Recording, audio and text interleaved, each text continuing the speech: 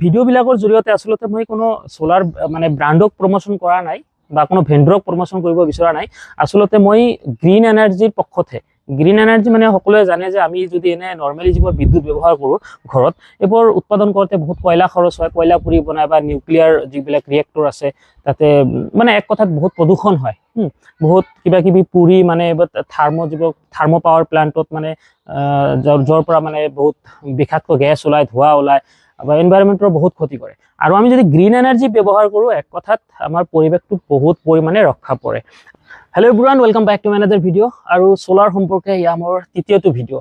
আগৰ দুটা ভিডিঅ'ত মই সোলাৰ কেনেদৰে মানে ইনষ্টল কৰিব লাগে প্ৰথম ভিডিঅ'ত মই দেখাইছিলোঁ। দ্বিতীয় ভিডিঅ'টোত ছাবচিডি কিমান টকা পায় চৰকাৰৰ ফালৰ পৰা আৰু নিজৰ ফালৰ পৰা কিমান যায়, কিমান জেনেৰেশ্যন হৈ আছে, সোলাৰ লগাটো ভাল নে বেয়া, সকলোবোৰ ডিটেইলছ মই তাতে কৈছিলোঁ। আগৰ ভিডিঅ' দুটা চাই ল'ব, যিসকলে চোৱা নাই ডিছক্ৰিপশ্যনত মই লিংকটো দি দিম।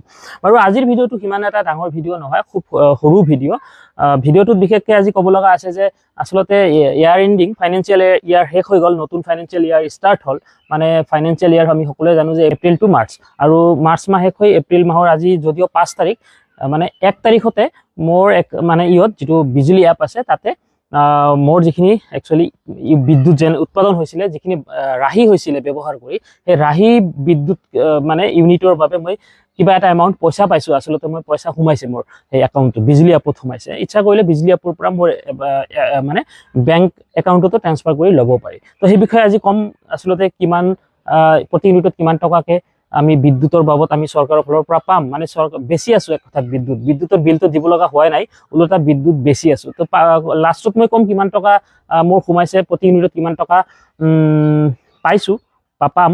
তো এইটো কম এই বিষয়ে, কিন্তু এটা ইনফৰমেশ্যন ইয়াতে দিওঁ যে সোলাৰত যাতে এটা কথা মনত ৰাখিব, যদি কোনোবাই ইনষ্টল কৰে কেতিয়াও মনত ৰাখিব যাতে ছাঁ নপৰে। কাৰণ ছাঁ পৰিলে কি হয়, আপোনাৰ ইয়াতে পাৰ্চিয়েলি এফেক্ট হয়। মানে যিবোৰ সোলাৰ আপোনাৰ চেল আছে, সোলাৰ চেলবিলাকৰ মানে ধৰক অলপকেইটা চেলত, ধৰক ইয়াতে আপোনাৰ কি আছে, এয়াৰ ফাইবাৰ আছে, এয়াৰ ফাইবাৰত এতিয়া ধৰক অকণমান ছাঁ পৰিছে, সেইখিনি এৰিয়াত যিখিনি আপোনাৰ সোলাৰ চেল আছে, মানে আপোনাৰ যিখিনি ডায়োড আছে, সেইখিনি ধৰক অকণমান লেছ এক্টিভ হৈ যায়, মানে ৰেজিষ্টেঞ্চটো এক কথাত বাঢ়ি যায় আৰু জেনেৰেশ্যনটোত প্ৰভাৱ পৰে, কমি যায়। এনেদৰে যদি পাৰ্চিয়েলি ছাঁ পৰে, মোৰ মানে ইফালে ধৰক ঘৰ আছে বা ইফালেও ঘৰ আছে, তো যেতিয়া ছাঁ পৰে তো জেনেৰেশ্যনটো আল্টিমেটলি কমি যায়। তো সদায় মনত ৰাখিব, যেতিয়া লগাব একদম মুকলি জেগাত লগাব যাতে ছাঁ নপৰে, তেতিয়াহ'লে আপুনি ফুল জেনেৰেশ্যন পাব, প্ৰতিদিনে আপোনাৰ ভাল এটা বিদ্যুৎ উৎপাদন হ'ব। এতিয়া আপোনাৰ মূল কথালৈ আহিছোঁ, যিটো মই ক'লোঁ স্ক্ৰীণত দেখাই আছোঁ।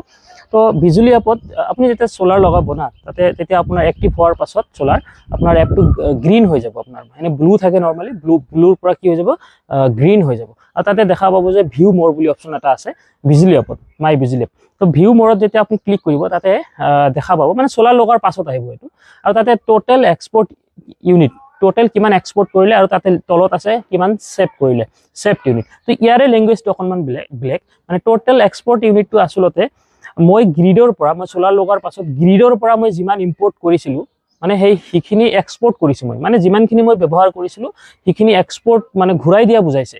তো মই 191.81 ইউনিট মানে এক্সপৰ্ট কৰিছোঁ, মানে সেইখিনি মই ঘূৰাই দিছিলোঁ, গ্ৰীডৰ পৰা মই ইউজ কৰিছিলোঁ সেইখিনি সোলাৰ লগাৰ পাছত। আনহাতে তলত যিটো আছে ছেভড ইউনিট 99.91 যিটো ইউনিট আছে, তো সেইখিনি ইউনিট আচলতে মই মানে মোৰ সোলাৰ উৎপাদন, মানে বিদ্যুৎ উৎপাদন কৰি সোলাৰৰ পৰা সেইখিনি ব্যৱহাৰ কৰিও মোৰ সেইখিনি বাচিছে 99.91 ইউনিট।